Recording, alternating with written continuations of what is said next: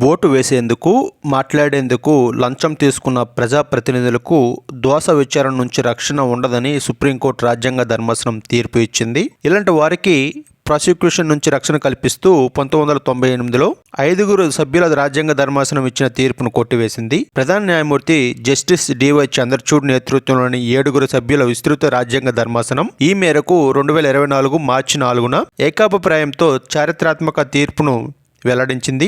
ఈ ధర్మాసనంలో justice AS Bopanna, justice MM Sundaresh, justice PS Narasimha, justice JB Pardiwala, justice Sanjay Kumar, justice Manoj Mishra సభ్యులుగా ఉన్నారు. భారత పురుషుల, మహిళల టేబుల్ టెన్నిస్ జట్లు తొలిసారిగా ఒలింపిక్స్కు అర్హత సాధించాయి. ప్రపంచ ర్యాంకింగ్స్ ఆధారంగా ఈ జట్లు ప్యారిస్ క్రీడలకు అర్హత పొందాయి.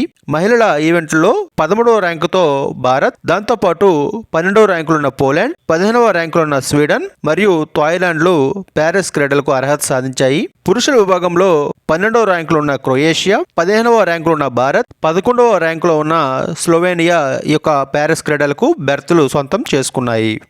ప్రస్తుత సంవత్సరానికి భారత వృద్ధి రేటు అంచనాను 6.8% పెంచుతున్నట్లు మూడీస్ ఇన్వెస్టర్ సర్వీస్ తెలిపింది. 2023లో భారత ఆర్థిక వ్యవస్థ అంచనాలకు మించి బలమైన పనితీరును కనబరచడం వల్లే 2024కు అంచనాలు పెంచుతున్నట్లు పేర్కొంది.